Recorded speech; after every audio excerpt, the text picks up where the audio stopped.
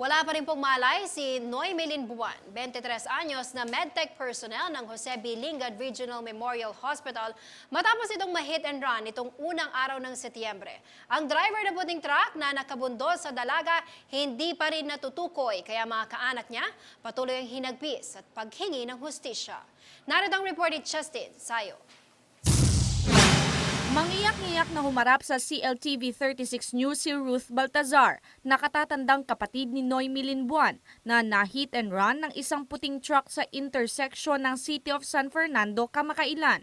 Si Noy Melin 23 anyos at isang medical technologist sa Jose B. Lingad Memorial Regional Hospital. Ani Ruth, hindi pa rin nagigising at nasa critical pa ring kalagayan ang kanyang kapatid. Dahil sa internal bleeding dulot ng matinding impact ng pagkakabangga, 34 na bag ng dugo ang isinalin kay Noy Melin na sumailalim sa splenectomy. Sumailalim din sa cranectomy at temporal lobectomy ang dalaga dahil sa tinamong internal bleeding naman sa kanyang ulo. Yung blood clot po is sobrang dikit doon sa brain tissues kaya pag tinatanggal po ng surgeon yung mga namuong dugo niya sa brain niya, so may mga sumasama pong brain tissues or party po ng brain niya. Paliwanag ni Ruth, posible raw na hindi na makaalala at makakilala pa ang dalaga. At ang dating masiyahing kapatid ay hindi na makagalaw pa kapag siya ay nagising. Yung left part ng brain niya yung affected, which is the dominant part ng brain natin. No? So, kasama dun is yung learning, motor, memory. So, mahirap po talaga, ma'am. Pag nagising na siya is hindi niya na kami kilala or hindi na siya makapagtrabaho ulit.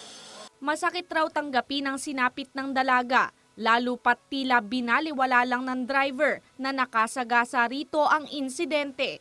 Kung ipi-play niyo po ng mabagal yung video, gumanon pa siya eh. Nag-stop siya, kaya lang huli na. Kasi hindi niya expected yung elf truck, hindi siya hihinto. Kasi pedestrian lane yun, ma'am. Tsaka huminto na yung unang jeep. Kapag alam niyang pedestrian lane yun, di ba dapat magme-menor na siya? Right after, dire-diretso pa rin yung truck eh, wala siyang pakialam. Di man lang niya hinintuan yung kapatid ko. Apela ni Ruth at ng kanyang pamilya sa publiko, lalo na sa mga saksi o nakakita sa pangyayari.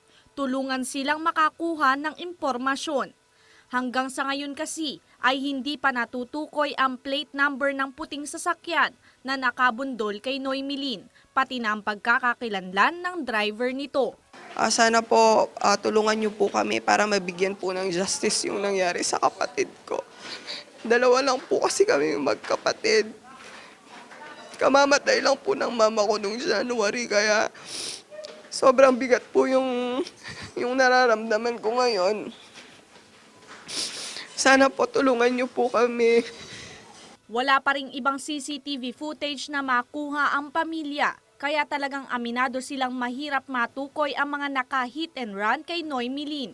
Maaari raw magbigay impormasyon sa JBL Hospital sa numerong 963-2279 o kaya ay sa numerong 0942-682-2599. Ako si Justin Sayo para sa Metro Central Luzon News.